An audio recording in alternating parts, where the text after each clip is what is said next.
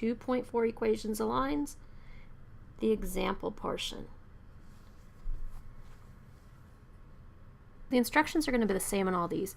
Write the equation align, but I'm going to give you different kinds of stuff. And I'm going to start with the simplest example, which I said is if I give you the slope and I give you the y-intercept, write the slope-intercept form, plug in the m, plug in the b, you're done. Okay, point slope form, I did one example on the other video. Let's do a few more here. So if I give you a slope, so we'll do one with a fraction and a point, then I want to get that into, when I say write the equation align, remember default's going to be slope-intercept form. So how do I get that into slope-intercept form? Y minus y sub 1 minus equals m times x minus x sub 1. I'm going to replace the y sub 1, the x sub 1, and the m. Right, my slope is 3/4. And then I'm going to put my x and y after the x and y minuses. So my x term is 8, and my y term is -1.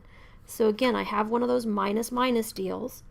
So I've got y plus 1 equals 3/4. So again, I'm going to have a fraction I'm going to distribute.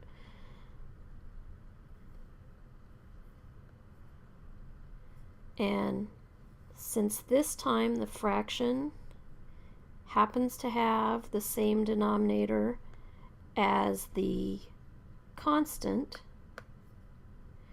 it's not that big of a deal, right? That 8, I did that to make it travel with the 8. And so I said whenever you're multiplying, distributing a fraction or distributing something that you might forget to do part of, not a bad idea to write that extra step to show it. So 4 goes into 4 once, 4 goes into -8, -2 times, so I have -3, or 3 times -2, I have -6, and then I have one more step to move that constant over.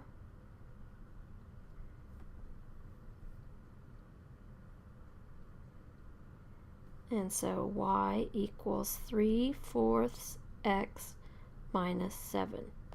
So if I want slope-intercept form, I'm done. I'll give you a point and a slope. This one's kind of a trick question. Here's your slope. Here's your point.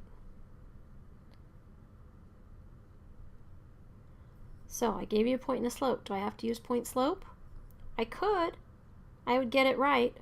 Why don't I have to use point slope on this? And this is why it's important for you to remember. If that's a 0, when x is 0, then I have a y-intercept, right? That's a y-intercept. So I have enough to put it in slope-intercept. So I want you to be on the lookout for those because they will save you a lot of time. I have my slope. I have my y-intercept. Now if I did point slope and I went through all the steps, I'd still get there, but look how much easier that was. Okay, we'll start with slope of -2/3 and the point 50. Okay, so y minus y sub 1, well, this time that's 0, so that's going to make that easy. And then m, don't forget your negative, times x minus x sub 1. So this one we're going to have, one part's easier because we already have that there, but we're going to have to distribute this fraction. So times it by that, and then we're also going to times our -2/3 times -5, and it's probably going to help you to put a 1 underneath there. So nothing's going to cross cancel. We're just going to have our slope as a fraction, that we don't mind. And we have negative times negative, so we have positive 10/3. Now if I just ask you to write the equation, I'm fine with that. If you need to turn it into something you can graph, you're probably going to want to think of it as, you know, plus 3 1/3. Right? 9/3 would be 3 wholes, and then 1/3, or 3.3. Since this one has a nice one to talk about putting in standard form, what if I wanted to put this in standard form? I said, you're always just going to have one step to put it in standard form, getting this onto the other side. Always going to have a positive y there. So I would have 2/3 x plus y equals 10/3. But one thing I haven't really pushed about standard form is a is usually a whole number, right? I said about it being positive, but they usually like it a whole number. So how can I get this to be a whole number? Well, we've been practicing that a lot. You know how to clear fractions. This is another reason I want you to be good at clearing fractions. So because this one has a fraction, we're going to have to multiply everything by 3. Multiply all the things by 3. So again, if it helps you to put the 1 under there on the fraction ones, you can do that. Those guys go away. 2x plus 3y, those guys go away, equals 10. So that would be standard form. So here we have slope intercept form, and here we have standard form. So anytime they want standard form, you always just move the x over, but if it's not a whole number, you're going to make it a whole number. So clear the fractions. Multiply by the least common denominator. Well, let's start with 2 points. So I have -3, 5, and I have 1, 9. Okay, so those are my points. So first thing I'm going to have to do is, well, I can't put that into slope-intercept form. Try again. Can't put that into point slope. Try again. If I have 2 points, the only thing I can do to it is find the slope.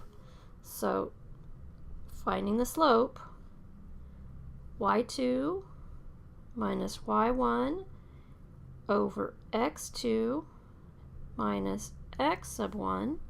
So I end up with 4 over 4.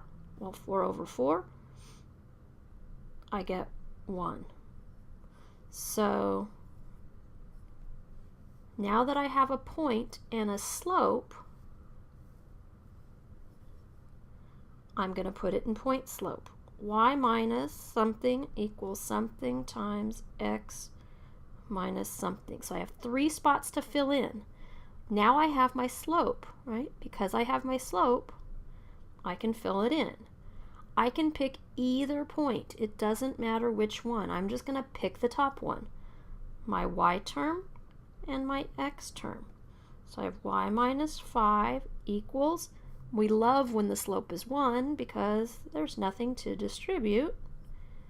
Don't forget, if it's a negative, you're going to have to distribute the negative. So if it was a -1, that would have been we would have to change both those signs and then move the constant. So we have y equals x plus 8. And just in case you don't believe me, if I use the other point, I get the same answer.